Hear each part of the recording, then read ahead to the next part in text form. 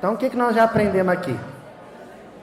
Primeiro, temos que conhecer o contexto, a história, a cultura, a geografia dos povos da antiguidade, tanto da antiguidade oriental quanto da antiguidade ocidental, que é o cenário onde essa história toda aconteceu. Segundo, conhecer o texto, ler a Bíblia, conhecer os fundamentos do idioma bíblico, grego, hebraico, aramaico, conhecer os livros, isso é conhecer o texto. E terceiro, conhecer a tradição dos rabinos, dos primeiros mestres da Bíblia, os primeiros mestres de interpretação bíblica. E a gente viu o Talmud, Targum e o Zohar. Precisa conhecer essas obras em si? Não, porque ninguém aqui vai virar rabino, ninguém vai virar doutor em teologia. O que a gente precisa é saber do que se trata. E, às vezes, naquilo que for possível, reconhecer um ensinamento ou outro, alguma contribuição ou outra que eles trouxeram. Então, isso é o que a gente viu até agora, tá bom? Só que o mais importante ainda está por vir. Porque a maior herança dessa tradição rabínica não foi em si só o conteúdo deixado, mas a metodologia. Sabe aquela história do dar o peixe ou dar a rede ou a vara para pescar? O que é o mais importante? Né? Então, o mais importante é a gente fazer a seguinte pergunta. Esses mestres da antiguidade, o Gamaliel, por exemplo, o que ele ensinou para o Paulo, quando ainda era Saulo, o pequeno Saulo? O que o Gamaliel ensinou para Saulo? De substancial? Doutrina? Não. Ele ensinou uma metodologia. Ensinou tão bem que depois, quando Saulo se converte ao cristianismo e passa a ter em mãos os escritos de Levi, os primeiros manuscritos de Levi, ele vai pegar essa metodologia e vai aplicar isso ao Novo Testamento. E o fruto primoroso disso é o maior comentário teológico do livro de Mateus que se tem notícia. Sabe qual que é? As cartas de Paulo. Então, até então, só existia um livro, um registro, ainda era manuscrito, era do proto-evangelho de Mateus. E o melhor comentário sobre a vida de Jesus, que se tem notícia até hoje, insuperável, são as cartas de Paulo. Fruto de uma metodologia aplicada. Então, o que Paulo faz nas epístolas, gente, é um show de hermenêutica e exegese bíblica. Ele vai lá em Abraão, ele vai em Gênesis, vai em Êxodo, ele brinca. E o mais importante, tudo de memória. Paulo não ficava com pilhas, sabe? O homem tinha um HD que não sei. Então ele brincava, fruto de uma metodologia muito precisa, de um método. Agora eu vou passar para vocês qual que era esse método tão primoroso, tão preciso, que a gente ainda pode mantê-lo atualizado e usá-lo nos dias de hoje. Vamos lá? Basicamente, a metodologia desses rabinos da antiguidade é definida através de um acróstico, que é Pardes. Pardes. P-A-R-D-E-S. Pardes. São iniciais de 4 palavrinhas hebraicas. Eu vou falar essas palavrinhas hebraicas, mas não precisa ninguém memorizar, guardar isso, tá? Não precisa nem. Só que eu acho importante passar o nome original, né? Primeiro é o Pshat. O que é o Pshat? É a interpretação literal. Você pega o texto bíblico. Primeira coisa, você tem que ler, e por isso eu disse o importante de ler com romance, como literatura. O que está dizendo aqui? Que Jesus iria para Jerusalém, tinha vários caminhos, mas ele escolheu atravessar pela Samaria. Pronto. Isso é Pshat. É o entendimento literal. Não é literário. É diferente. É o entendimento literal. É o básico. Se você não entender o básico, o que está sendo dito, o que está escrito. O que está escrito aí? É isso? Está dizendo que Jesus ia sair da Galileia, ia até Jerusalém, e que o caminho que ele escolheu era atravessar pela Samaria. Capítulo 10 em diante, lá do Evangelho de Lucas. Isso é Pshat. Então, primeiro conhecimento, primeiro nível de interpretação. Esse é o ponto. Os rabinos, eles entendiam que a interpretação tem que ser feita em camadas de aprofundamento. Passo a passo. Degrau por degrau. Não pode ser de uma vez. Nada que é afoito presta, gente. Nada, sabe, que é de impulso. Impulso é um perigo. Tem que respeitar as fases, as etapas. E a primeira etapa é você conhecer o livro, conhecer o texto. Conhecer o texto. Aí em seguida vem a segunda camada, a segunda fase, a segunda etapa interpretativa, que é o remes. O que é o remes? É em Minas. Minas ajuda a entender essas coisas. É o parpite. Entendeu? O Guimarães Rosa, meu conterrâneo, ele definiu isso muito bem lá no Grande Sertão Veredas, através do sertanejo Riobaldo. O Riobaldo ele dizia assim: eu quase que nada não sei, mas eu desconfio de muita coisa. O remes é o desconfiar. É que depois que você lê o livro, você fala assim: olha, eu não tenho muita certeza não, mas eu acho que Jesus está querendo dizer mais que isso. E eu acho que ele está dando a entender, o mineiro dá a entender, né? Está dando a entender que é isso também. Então o remes é a dica alegórica. Agora eu vou falar de forma técnica. A dica alegórica é uma dica, ou seja, uma hipótese figurativa. Certo? Assim, a famosa passagem do grão de mostarda. Não estou me referindo em que Jesus compara o grão de mostarda à fé. Não é essa. É aquele que ele compara o grão de mostarda ao reino de Deus.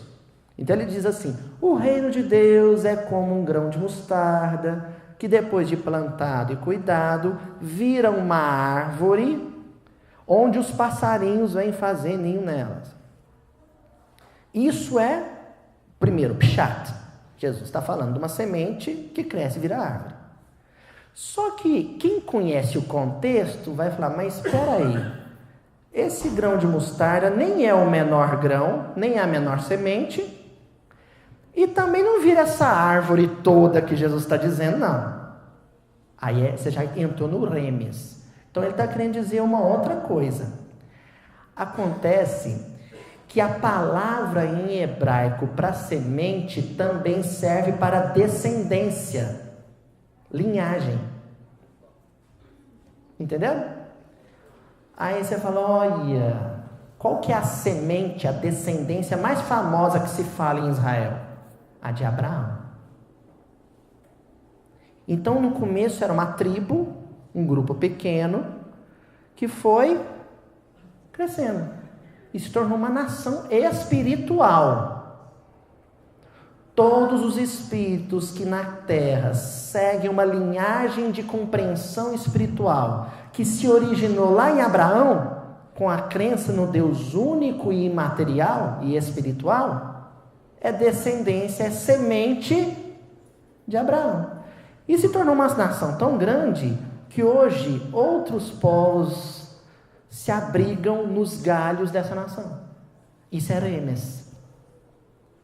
Mas é um parpite.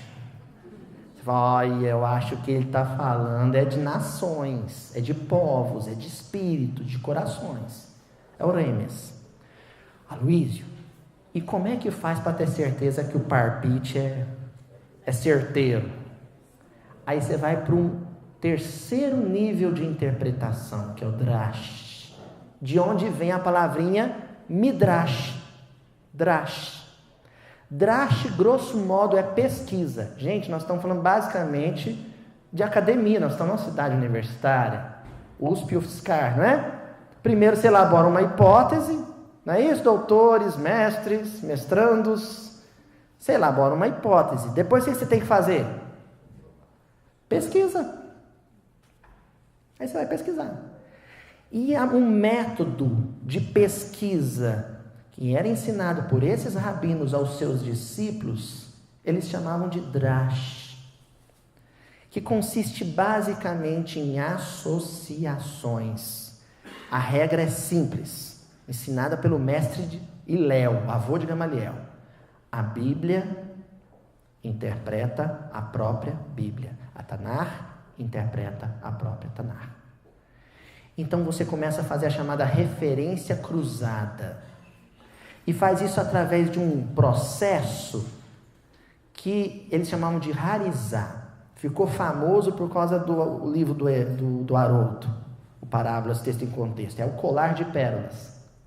Você pega um trecho de um livro e vai juntar com um trecho de outro livro, com um trecho de outro livro, com um trecho de outro livro, todos tratando da mesma temática.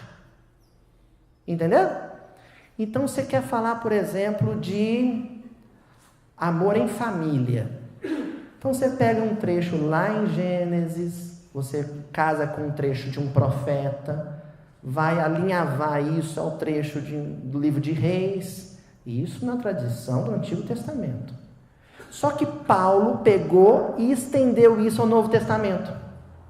Então lá em Romanos, por exemplo, quando Paulo vai falar sobre Jesus, ele começa lá em Abraão e vai alinhavando, bordando um fragmento no outro fragmento, todos tratando de um mesmo tema, formando um colar.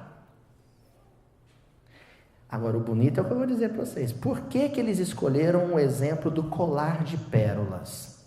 Primeiro, colar de pérolas, porque ele é feito de fragmentos. Cada pérola é um fragmento. E é colar porque ele vai no pescoço. Olha o que esses rabinos ensinavam. Na compreensão da lei de Deus, o que é mais importante, o cérebro ou o coração? Pescoço. O pescoço? O pescoço. Porque o pescoço é o que faz a ligação, a união entre cognitivo e sensibilidade, o emocional. Entre cérebro e coração, entre mente e sentimento. É o pescoço.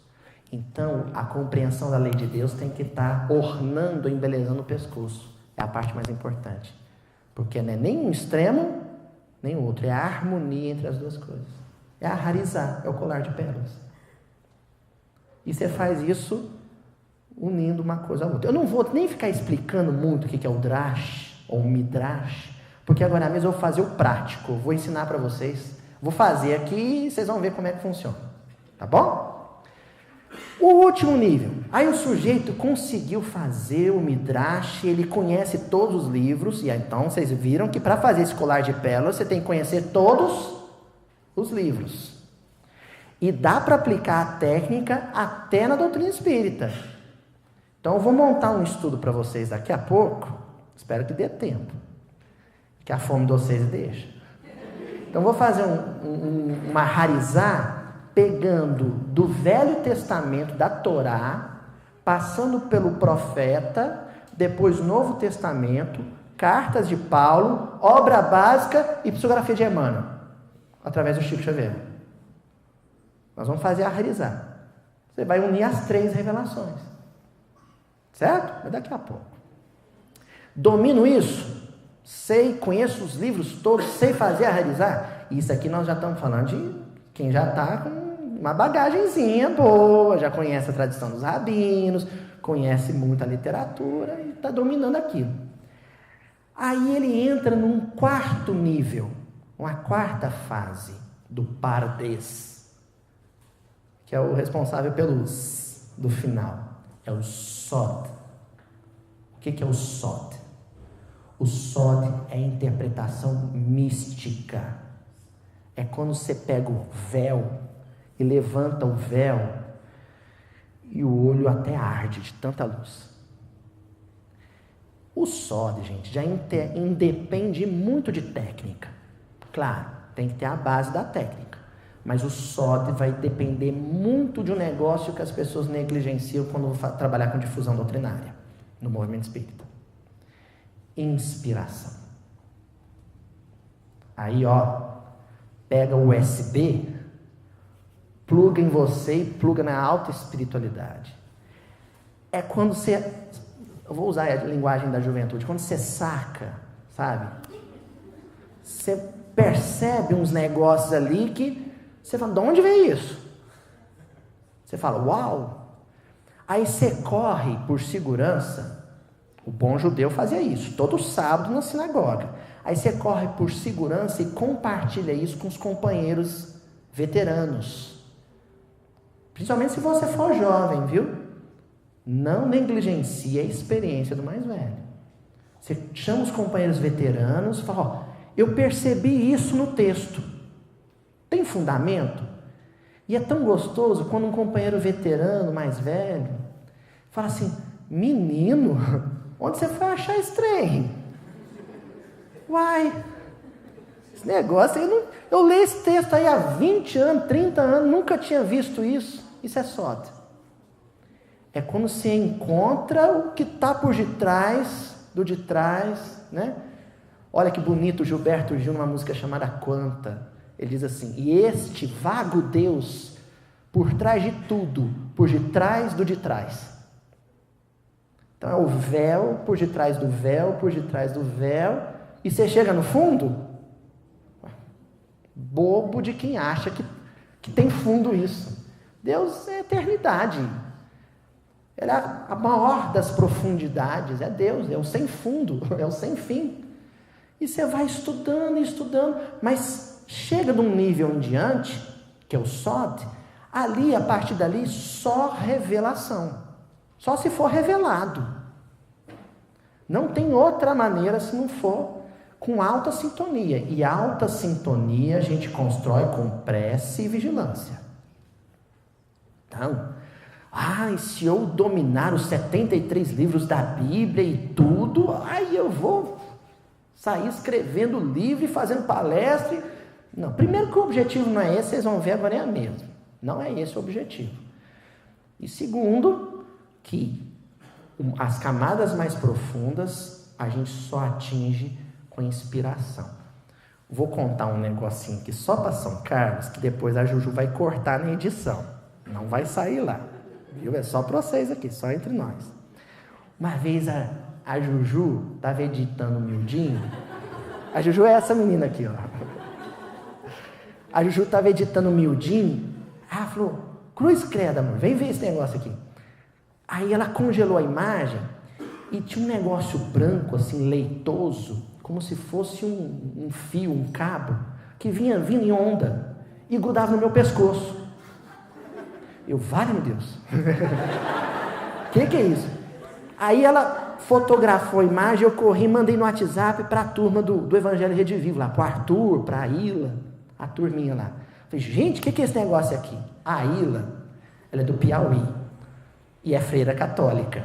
Aí ela foi e falou assim, oxe, até eu que sou católica sei que isso aí é o Espírito Santo. Então, não tem como a gente se aventurar a falar de evangelho, falar de texto sagrado, sem contar com o fator da inspiração. Esse é o principal, aliás. Se você quiser chegar em níveis mais profundos. Senão, você vai ficar chovendo molhado, né? Falando o que os rabinos já falam há muito tempo. Agora, se quiser avançar, tem que ter esse último nível. Entendeu? Então, primeiro, conhecer o texto. É o pshat. Depois, começar a cogitar, a desconfiar de muita coisa, a saber que Jesus não veio na terra para contar a historinha de mostarda. O governador do orbe da terra não reencarnou para contar a história de um pai que tinha um filho rebelde que saiu de casa e uns anos depois voltou. Não é isso. Aquilo é simbólico. Então existe espiritualidade ali a ser explorada. É o remes. Depois, que essa literatura do Novo Testamento está conectada com tudo que foi escrito antes. E que a literatura da doutrina espírita, por sua vez, está conectada com tudo que veio antes. E que se você consegue passear perambular por toda essa literatura, aquilo que você oferece para o público, numa reunião doutrinária, por exemplo, é algo mais rico, mais precioso, com mais substância, sabe? Com mais conteúdo. É o drash. E que se você quiser ir além do de trás, só se você se conectar com os mestres da vida espiritual. O Zohar, por exemplo, que é o fundamento da chamada Cabala, que não é a Cabala esotérica, a Cabala judaica, em que eles estudam a numerologia, por exemplo, porque no hebraico a letra também é um número. Quer ver um exemplo do miudinho? Vocês vão lembrar, quem acompanha o miudinho vai lembrar. Aí tem uma letrinha no alfabeto hebraico, que é o Lamed. O Lamed é a 12ª letra do alfabeto, é o 12. E o Lamed, ele é um desenhozinho que é o cajado do pastor, que é a liderança, que é o governo. Aí vocês acham que é por acaso que eram 12 tribos de Israel, 12 apóstolos. Aí vocês acham que é por acaso que de repente você está lendo lá a mulher hemorroíça que sangrava há 12 anos. Aí você, opa, o 12 é o Lamed é liderança, está falando de liderança, não é material, só pode ser espiritual, porque é a Bíblia, então é liderança espiritual. Qual que é a liderança espiritual que sangrava, que perdia força, que perdia vitalidade? Israel. Então a passagem da mulher hemorroíça, no nível Pshat, fala de uma mulher que sangrava, mas no nível Sod, fala de uma liderança espiritual que fracassou, que era Israel. Entenderam? Tudo através de um número, o 12. Mas aí é o de trás, o de trás, de trás. Então, tem muito poço para a gente cavucar, tá bom? Agora vou contar um segredinho para vocês. Essa metodologia, que é a que Paulo aplicou e aprendeu com Gamaliel, é a que se aprendia nas escolas rabínicas oficiais do Sinédrio, em Jerusalém, no templo. Paulo estudou lá. Só que tinha um povo, eu falo um povo assim que nem Minas, tinha uma turma que eles se isolaram na região do Mar Morto, nas montanhas ali na região de Qumran, que eram os essênios. E os essênios, eles aplicavam essa mesma metodologia, mas de uma maneira mais radical. E eles usavam um método que chamavam de Pesher. O que era o Pesher? O Pesher era fazer tudo isso, só que sem pressa. Paciente.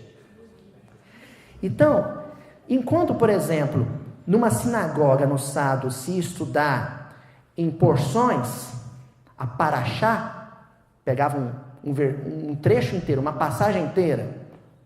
Por exemplo, Moisés subindo no Monte Sinai, pegava a passagem inteira. Os essênios não, eles pegavam uma frase do Moisés. Aí eles iam no sábado estudar essa frase de Moisés, mas eles não contentavam, eles circulavam uma palavra só. E ficavam o sábado inteiro estudando uma palavra. Isso é o Pesher. É o estudo pormenorizado, é o estudo fragmentado, é o estudo minucioso do texto bíblico. Que lá em Minas, o senhor Honório Abreu chamava de miudinho. Então o miudinho é uma tradição de estudo que remete aos essênios no século I da nossa era. Uma tradição de 2000 anos de estudo. Alguns discípulos de Jesus tinham ligações com os essênios. Por exemplo, o discípulo teólogo, que era João. E João ele vai difundir em Éfeso essa tradição. Na Ásia Menor, essa tradição. Ele tem um discípulo, por exemplo, Policarpo de Esmirna, que depois vai ser mestre de Nestório, no livro 50 anos depois. Então, Nestório, ele aprendeu com Policarpo de Esmirna, que aprendeu com João Evangelista, que aprendeu com os essênios, a estudar o Evangelho assim, de uma maneira fragmentada. Na época não existia versículo, hoje seria estudar versículo por versículo. E quem que é o Nestório mesmo? Emmanuel. Então a coleção Fonte Viva, né, e essa coleção recopilada pela FEB, em que o Emmanuel pega um versículo e disserta sobre um versículo, é uma técnica que ele trouxe durante os últimos séculos da tradição rabínica, mas entre os essênios. Humildinho, gente, é velho, mas é velho. Agora está no YouTube, né? E tudo que vai para a internet parece que inventou agora. Mas esse é antigo. O senhor Honório Abreu percebeu intuitivamente isso na década de 40, lá em Belo Horizonte. Conversou com o Chico falou, é isso mesmo, meu filho. E ele começou a estudar. Mas antes do senhor Honório Abreu, quem estudava isso na doutrina espírita era Allan Kardec. Eu vou falar disso agora. Agora nós vamos chegar onde eu queria chegar. Onde é que eu queria chegar? Me preocupa muito, muito, muito, muito que o pessoal empolgado com o fenômeno do seio, do Haroldo Dutra Dias e todo esse pessoal que está estudando o Evangelho. Ai, vamos estudar a Bíblia, então tem que virar judeu. Daqui a pouco tem gente fazendo circuncisão para ficar bem judeu mesmo. Porque aí se eu ficar bem judeu, sabe? Aí eu vou ficar bom em estudar a Bíblia. Pelo amor de Deus, gente. Calma, muita calma nessa hora. A gente vai somando valores. Também tem muita coisa preciosa no budismo. Muita coisa preciosa na tradição protestante, na tradição católica. A gente vai agregando valores. E Allan Kardec tinha plena consciência disso, porque era um homem de uma erudição sem par. Era um homem que conhecia a tradição judaica, que conhecia a tradição... A gente conversava agora, né? O Samson da Sociedade Parisiense, famoso Samson, está lá no Céu e Inferno, ele era judeu, tinham muitos judeus na Sociedade Parisiense. Então, Kardec dialogava com essa tradição. Então, é muito perigoso o pessoal se aventurar agora a fazer estudo bíblico na casa espírita sem base da codificação kardeciana. Então, a próxima dica que eu vou dar para vocês. Estudar muito, muito, muito exaustivamente a obra legada por Allan Kardec pelos espíritos da codificação. Então, começa conhecendo muito de obra básica, o Pentateuco, os 5 livros da obra básica. Depois, mas pelo amor de Deus, vocês não vão estudar os rabinos antes de ter lido a revista espírita completa, não. Tá? A revista espírita completa. São 12 volumes. Mas o homem não parava de trabalhar, então ele deixou também Viagem Espírita de 1862, o que é o Espiritismo. O Espiritismo é o seu mais simples aspecto. Então, tem mais coisas adicionais ali. Então, conhecer o legado de Allan Kardec. Porque estudar a Bíblia a gente estuda em qualquer lugar. O que nós estamos propondo aqui no vídeo, não sei quem vai concordar, discordar disso no YouTube. Não estou preocupado com isso. Mas o tal miudinho que o Ser publica toda semana, é um estudo minucioso do Evangelho, das Escrituras, aliás, à luz da doutrina espírita. À luz da doutrina espírita. Esse é o diferencial. Conversava no intervalo com a companheira, ela mencionou, e os textos apócrifos? São preciosos, são maravilhosos, tem que ler também. Saber não ocupa espaço. Só que qual é o problema de você fazer, por exemplo, um grupo de estudo do Evangelho de Tomé? Qual que é o grande problema disso? É que você vai ter que jogar material seu. Porque você não tem referência disso na obra literária da doutrina espírita. Quando, por exemplo, Kardec for organizar o Evangelho segundo o Espiritismo, ele se ateve ao cânone. Mateus, Marcos, João e Lucas. E é complicado você se aventurar em textos tão profundos sem você ter ferramenta doutrinária. E o que foi feito no Evangelho segundo o Espiritismo? Miudinho. Olha só como é que funcionou a coisa. Eu explico da seguinte maneira. Quando eu e a Juju tiver um filhinho, e for o aniversarinho de 1 ano do nosso filhinho, não, mais, de 4 aninhos, a Ju vai fazer brigadeiro. E é gostoso quando o filhinho vai fazer docinho. Eu estou falando do nosso filhinho porque o vídeo agora vai ficar gravado, depois ele vai falar, nossa, meu pai era legal, já falava de mim antes de eu nascer. Então, aniversário de 4 aninhos, vamos fazer brigadeiro. Aí pega aquele tacho com a massa do brigadeiro, que já é maravilhosa por si só. Certo? Aí eu sento com meu filhinho e vamos fazer aquela brincadeira de todo mundo enrolar o brigadeiro. Então a Juju vai virar para o meu filhinho e vai falar assim, filho, a mamãe vai enrolar 5 brigadeiros para você ver como é que faz. Depois que eu enrolar os 5 brigadeiros, tem um tacho ainda para ser enrolado. Aí você vai fazer os seus. E vai usar como modelo, como referência os que eu fizer. Ela não vai usar esses termos técnicos, viu, gente? Você vai fazer igual o da mamãe. A Juju vai, enrola um brigadeirinho, enrola outro brigadeirinho, enrola outro brigadeirinho. Viu como é? Agora você faz sozinho. Aí ele vai fazer uns tortos, mas vai tendo uma base. O pessoal acha assim que Kardec escolheu esse versículo e um ou outro para comentar no Evangelho segundo o Espiritismo porque os outros não prestavam. Porque a obra foi deturpada ao longo dos séculos, a Bíblia é perigosa, Kardec só usou o que era certeza. Mentira, isso é fruto de profunda ignorância sobre a Bíblia, a história da composição da Bíblia e profunda ignorância sobre o trabalho de Allan Kardec. Não é isso. A Bíblia, nos primeiros 3 séculos da era cristã, e a gente usa como referência os romances de Emmanuel, então vai até ali o Ave Cristo. Só a elite, só o Dream Team espiritual encarnado na época é que fez compilação do texto bíblico, gente. Quando você pega Paulo e Estevão, quem é que está transcrevendo os escritos de Levi? Gamaliel, Paulo, Estevão, esse povo errava? Não. Eles faziam mais, eles adensavam. Então, os escritos de Levi, que estão lá no Paulo e Estevão, ele era mais pobre que o Evangelho de Mateus que nós temos hoje, que o Haroldo traduziu. Porque esses mestres, vamos acrescentar um negócio aqui que é importante, e acrescentavam coisas, e foram adensando. Então, foram 300 anos de adensamento dos primeiros manuscritos. Por volta, mais ou menos, do século IV, você tinha ali os códices padrões, que é aos quais estão se recorrendo hoje para fazer as traduções mais recentes. Depois, sim. Aí depois, muita gente pôs a mão no esquema e ficou esquisito. Aí não é mais confiável.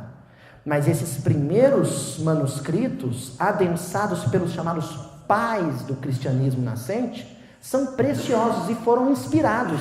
Gamaliel foi tão inspirado na hora de fazer uma cópia, quanto Mateus na hora de anotar o que Jesus falou. O que Mateus esqueceu, Gamaliel completou. Paulo fez isso. Ou, quem não se lembra aqui que o Evangelho de Lucas, quem criou a base do Evangelho de Lucas? Paulo. O mestre Paulo. Entenderam? Então aquilo é precioso. Tudo ali é precioso. Só que Kardec, no Evangelho segundo o Espiritismo, ele não queria fazer os brigadeiros com tacho todo, não. Ele só enrolou uns para ensinar como é que fazia. Ele e os espíritos. Vamos pegar aqui o honrai pai e mãe. Olha como é que interpreta honrai pai e mãe. É assim, Kardec comenta nos textos dele, de autoria dele, aí depois vem a dissertação dos espíritos. Os espíritos fazem a mesma coisa. Aprenderam como é que é? É assim, Evangelho segundo o Espiritismo não é a Bíblia dos espíritas. Evangelho segundo o Espiritismo é um livro de interpretação da Bíblia, um livro de teologia bíblica, só que onde os intérpretes são os espíritos, da codificação. E ali é São Luís, Santo Agostinho, São João, os pais, os mestres. Então, é aquela coisa assim, nossa, se vê um versículo da Bíblia interpretado pelo Haroldo já é bom, imagina interpretado pelo João Evangelista. João Evangelista interpretando o próprio Evangelho. Onde é que você vai encontrar isso? Só num livro. Evangelho segundo o Espiritismo. Aí você aprende como é que faz. Aí na década de 40, final da década de 40, o Emmanuel veio e falou, aprende aqui com o papai.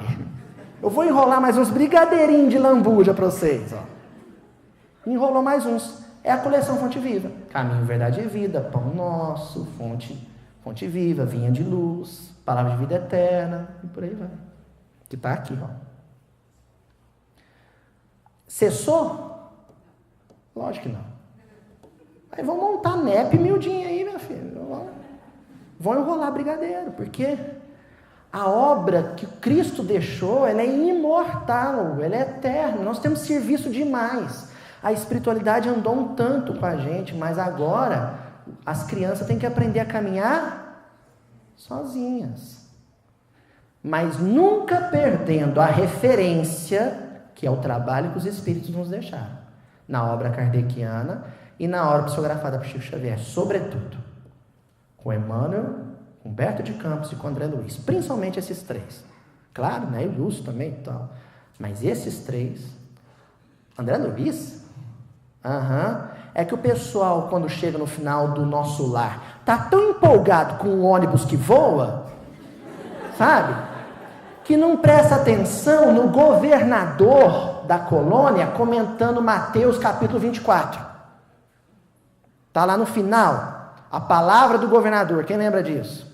O governador da colônia comentando Mateus capítulo 24, sermão profético.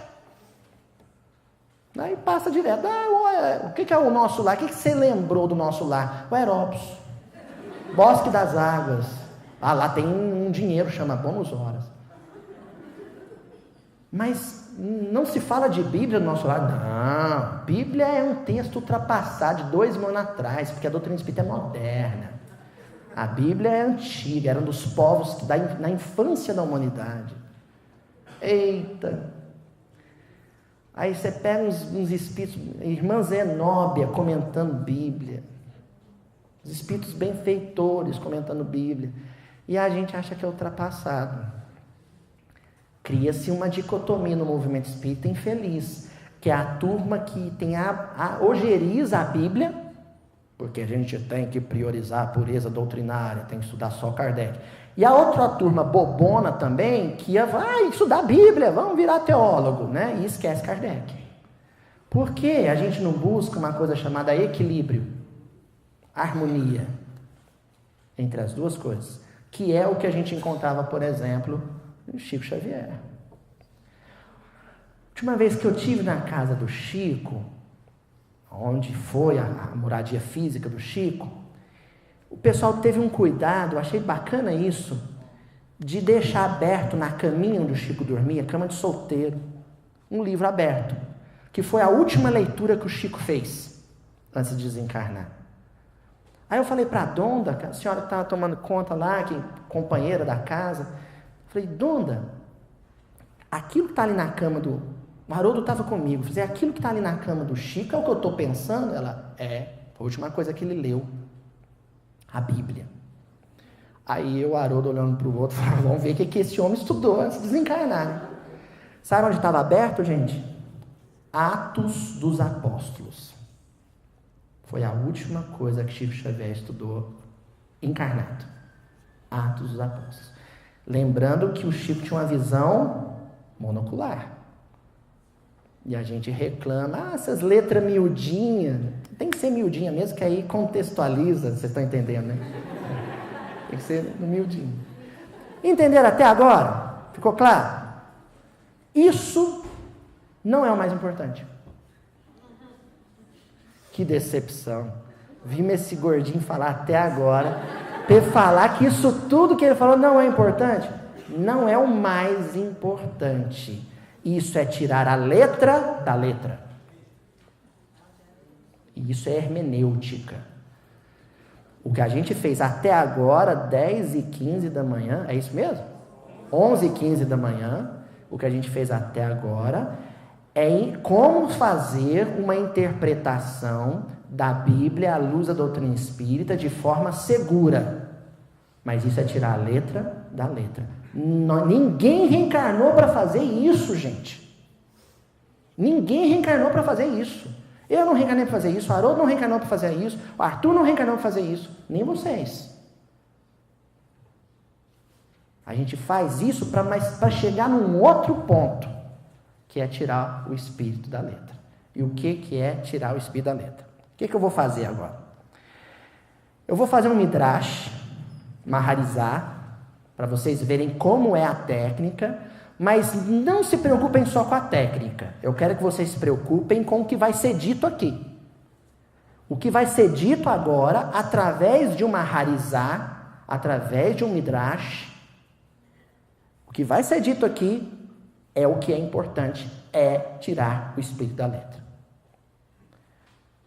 Êxodo, capítulo 19, versículo 8. Não tinha jeito de eu ir mais longe. Moisés. Êxodo, capítulo 19, versículo 8.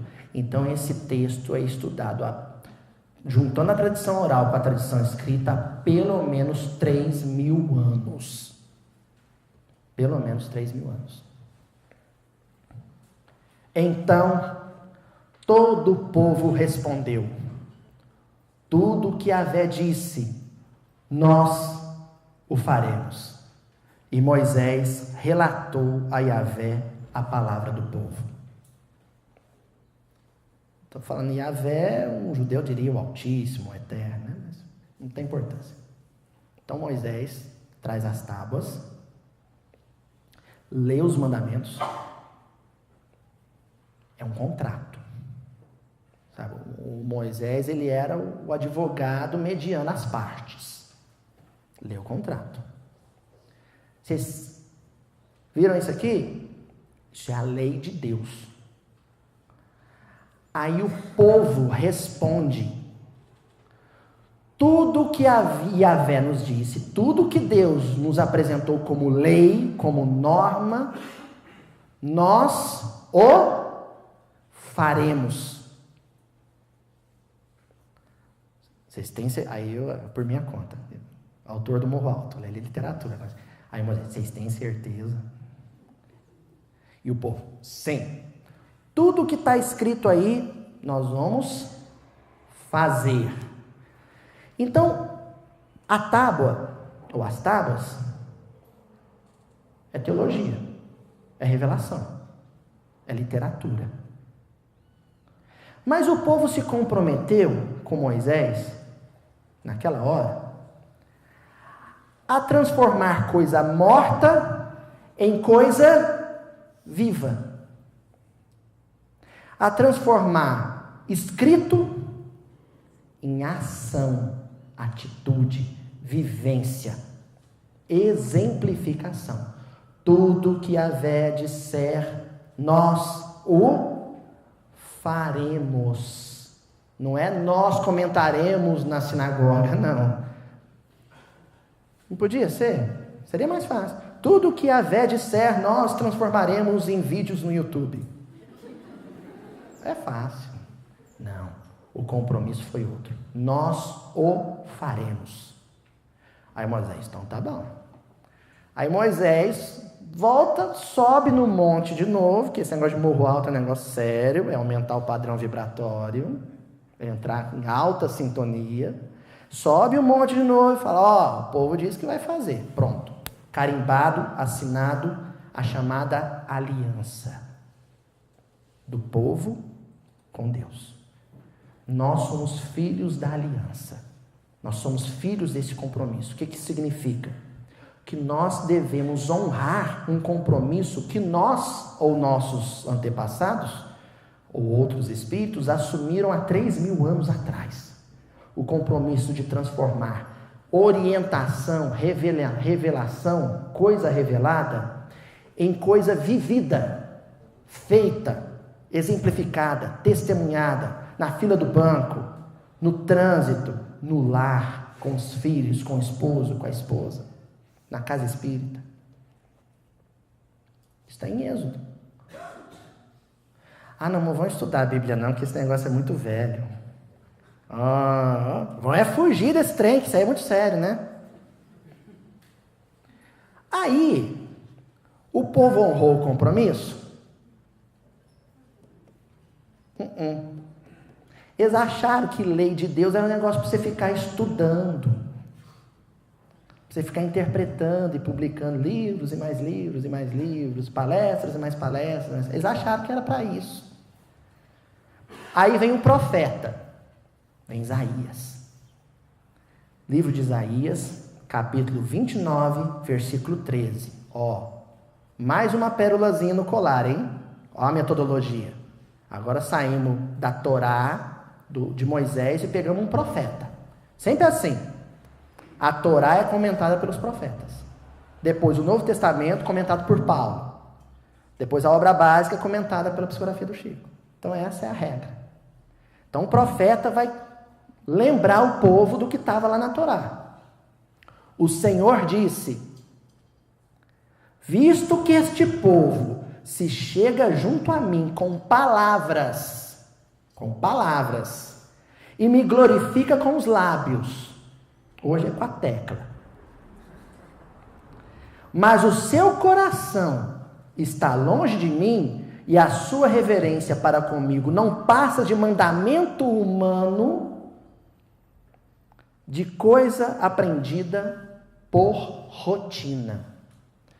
Mandamento divino é o imutável. A lei de Deus é a mesma desde o início da criação do universo, que a gente não sabe quando foi, e não interessa, não é para o nosso bico, e vai ser sempre. Ela é imutável. Agora, como os homens são mutáveis, os homens se aperfeiçoam, os mandamentos humanos se aperfeiçoam.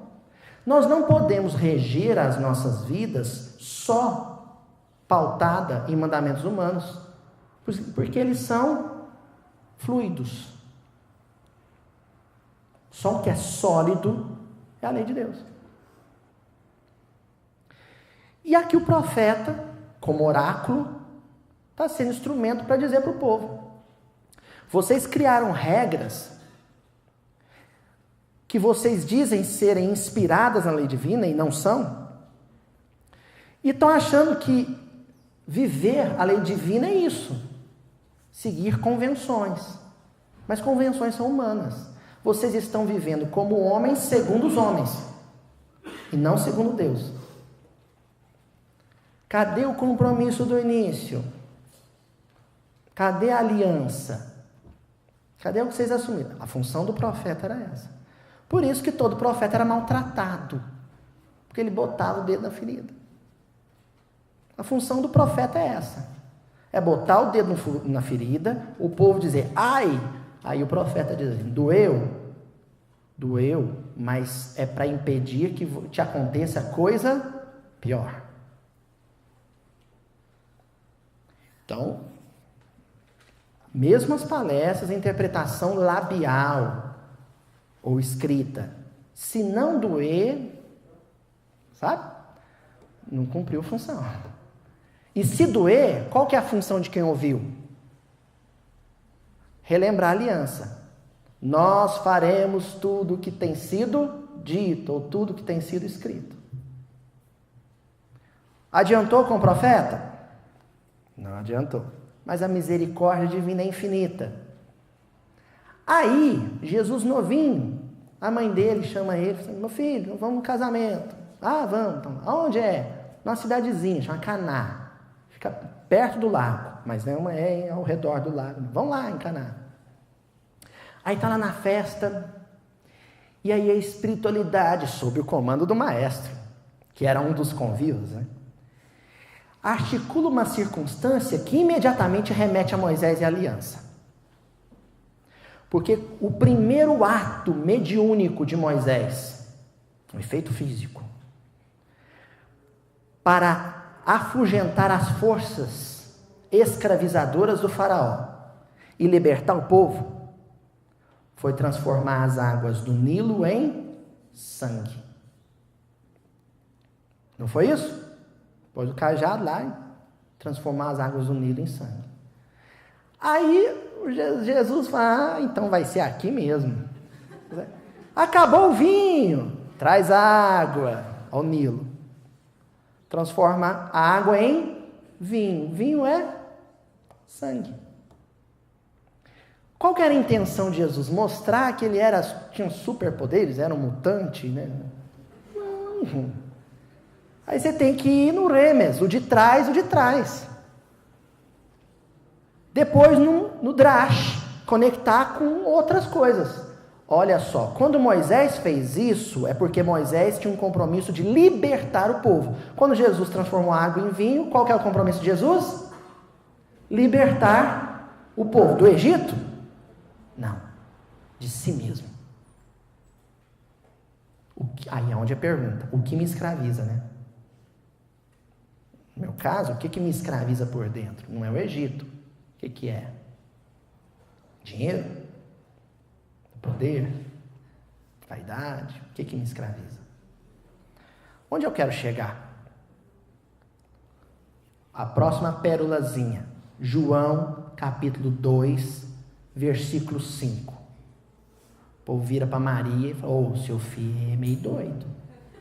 Ele pegou uma água lá, diz que vai transformar em vinho.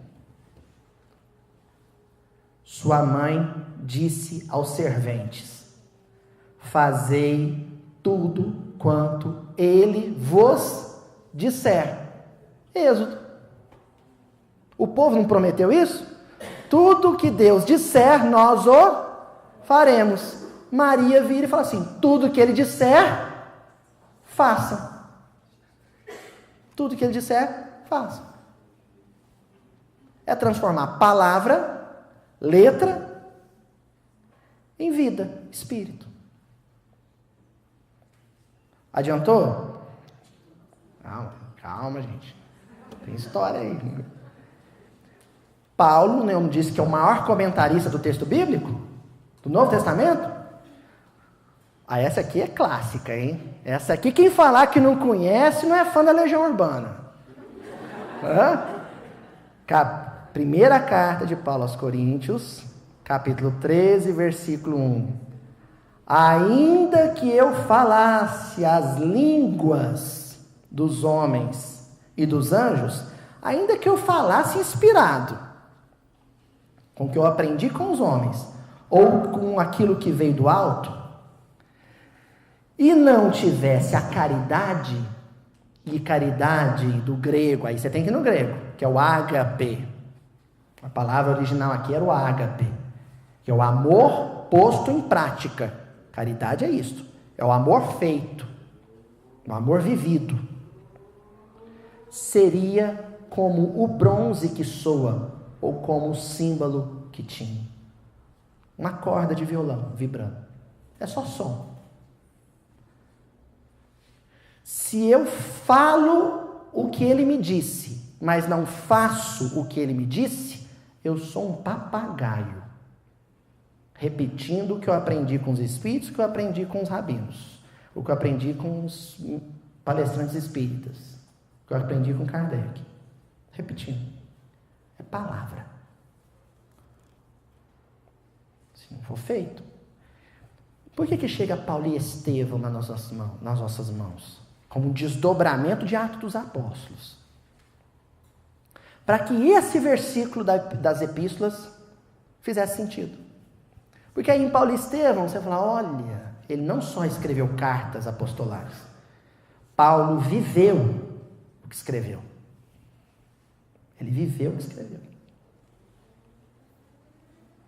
Parou aí? Melhorou? Aí todo mundo ficou bonzinho. Não. Aí passa muito tempo, eu até vou pular um sujeito chamado Francisco de Assis, vou pular ele, que vem no meio da Idade Média ali para falar, olha, estão falando o que foi dito, mas não estão fazendo o que foi dito. Deixa eu fazer para vocês verem como é que é. Aí fez. Nós vamos pular essa etapa, vamos direto para a terceira revelação, obra kardeciana. Evangelho segundo o Espiritismo, capítulo 19, item 1. A fé sincera é empolgante e contagiosa. Comunica-se aos que não a tinham, ou mesmo não desejariam tê-la. Então, tem uma palavrinha aqui que eu já selecionei. Diz que a fé sincera, e fé é fidelidade, Fé é lembrar da aliança. Ela se comunica ao outro. Você fala sem falar. Você fala com exemplo. Você fala com ação. Entendeu? A fé sincera, a vivência sincera, ela fala por si só. Encontra palavras persuasivas que vão à alma. Palavras persuasivas. Palavras persuasivas são aquelas que são inarticuláveis. São aquelas que não saem da boca e nem saem do punho. São as mais persuasivas. Ao passo que a fé aparente, agora é outra fé, usa de palavras sonoras. Essa, aqui. Que deixam frio e indiferente quem as escuta.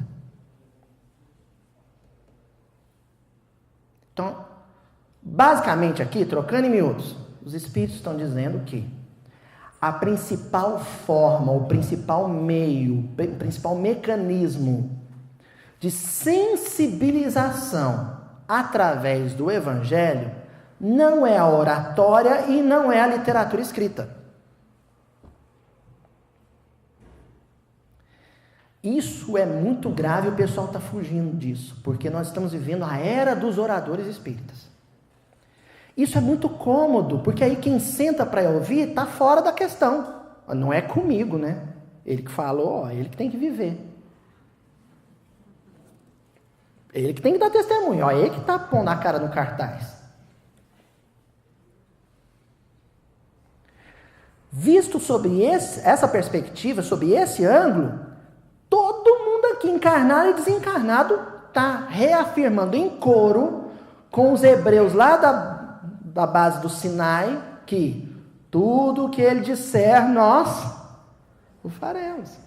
Esse ele é Deus em última instância, mas é o Aloísio aqui agora.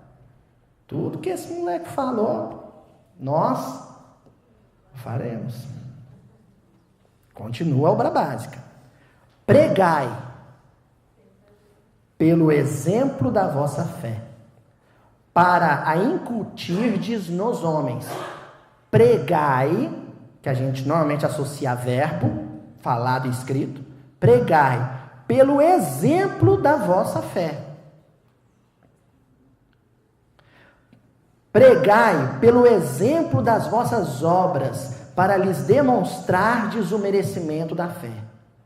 Pregai pela vossa esperança viva e firme, para lhes dardes a ver a confiança que fortifica e põe a criatura em condições de enfrentar todas as vicissitudes da vida. Todos somos pregadores do Evangelho.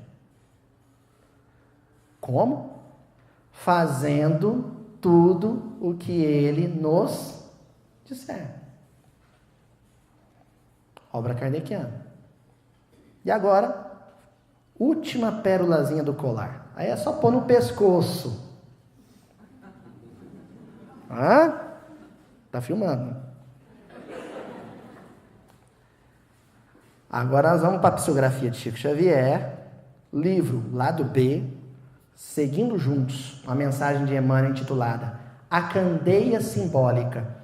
E o povo sempre achou que botar a candeia, não debaixo do alqueire, mas no velador, eu não posso esconder que eu sou espírita. Aí põe a camiseta, né, assim, Kardec é legal. Então, eu amo, 3 pontinhos atrás, o espiritismo, né? Poxa, isso é proselitismo. Isso não é pôr a candeia no velador. Vamos ver o que é pôr a candeia no velador? Pôr ela para brilhar alto? Sem dúvida, o verbo criador de luz é sempre o alicerce inamovível do bem. Não estou fazendo apologia anti-pregação verbal escrita. Senão dou um tiro no pé, né? Aí ninguém mais vê o miudinho. Lógico que é importante. O Emmanuel está dizendo, sem dúvida, o verbo de luz aquilo que se fala e escreve em torno, gravitando em torno das escrituras sagradas, e aí eu coloco a obra kardeciana como escritura sagrada, isso é de luz, é luminoso. A candeia do ensinamento evangélico, a candeia que fala na Bíblia, reporta-se essencialmente à nossa atitude. No entanto, a candeia do ensinamento evangélico reporta-se essencialmente à nossa atitude. Quando Jesus falou da candeia no velador, ele estava falando de outra coisa. Estava falando de fazer tudo que ele nos disser. Aqui, num evento desse, a gente acende a candeia no coração de cada um. E depois cada um vai pôr essa luz acesa aqui para iluminar o ambiente de trabalho, a via pública, o lar, a família. O exemplo será em todos os climas a linguagem mais convincente. Palavras do intérprete Emmanuel. O exemplo em todas as situações, em qualquer ambiente, será sempre a palavra mais convincente. Por nossos passos, revelamos o próprio rumo. Aí nós vamos lá quando Jesus lava os pés dos discípulos. Né? Nível Pshat. Jesus lavou o pé dos discípulos. Nível Remes. Uai, mas ele encarnou só para fazer isso? Tem coisa aí. Nível Drash. Aí você vai fazer outras conexões. Jesus diz, quem quiser vir após mim, segue-me. Segue-me caminhando, pondo o pé no mundo. Aí nível Sod. Opa, pé não é pé. Quando Pedro fala, o senhor não vai lavar meu pé, Jesus diz para ele, se eu não lavar o seu pé, você não tem comunhão comigo. Você não está vivendo como eu vivo. O que deve ser limpo, purificado? Hein? O pé? Pode chutar, gente. Coração. E coração representa o quê? Sentimento. Cheio de rabino aqui agora. Purificar o sentimento. Purificar o coração. É isso que tem que ser limpo. Então, acender a candeia no coração. É isso. Quando o Emmanuel diz aqui, por nossos passos revelamos os nossos rumos, passo é quando você coloca o pé em contato com o chão. Os sentimentos em contato com o mundo. Passo é isso. Pela maneira como colocamos os nossos sentimentos em contato com os outros, com o mundo, nós revelamos a quem seguimos. Quem é o nosso guia? Pelos gestos que nos sejam próprios, estabelecemos a propaganda real de nossos objetivos. A maior fonte de divulgação do Evangelho, através do movimento espírita na atualidade, não é congresso para a multidão. É quando a gente fica sabendo que a vizinha está doente e a gente atravessa a rua para lavar a roupa dela. No outro dia, essa mulher falou, nossa, mas esse povo é bom, eu não sabia não. Onde que eles aprenderam a fazer essas coisas boas? Ô, comadre, você veio aqui, buscou minha roupa, lavou as cuecas do meu marido, nem eu gosto de fazer isso. De onde você arranjou força? De onde veio essa inspiração? Ah, não, sabe o que é? Eu fui lá no Obreiros do Pente, um gordinho da camisa azul, e ele falou que a gente tem que fazer tudo que aprende, e eu resolvi fazer isso. Que dia que vai passar por lá de novo, que eu quero ir junto? O ano que vem, se o Arthur me chamar de novo, você está lotado. Se cada um trouxer mais um, pelo seu exemplo que convence. Não é cartaz, não é... Se a gente continuar achando que é por aí, nós vamos dar, sabe, beco sem saída, assim. Não é isso. E fechamos. O Emmanuel. Não olvidemos, não esquecemos que é imprescindível erguer o facho da compreensão com Jesus, a chama, a tocha da compreensão com Jesus, através da vida prática,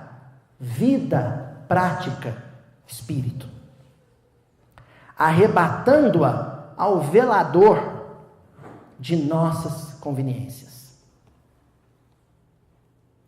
Isso é tirar o espírito da letra.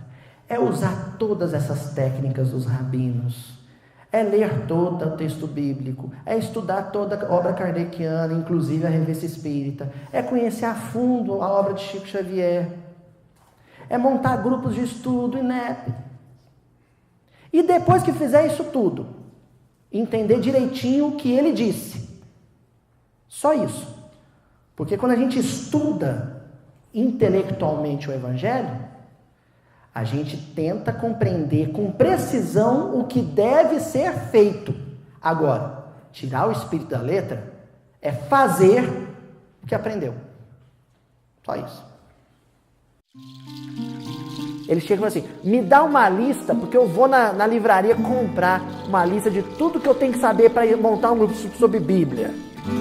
Aí eu começo, é intencional, eu sempre começo a lista assim, os 5 livros da obra básica. Aí, não, mas esses eu já tenho. Aí eu pergunto, mas já estudou?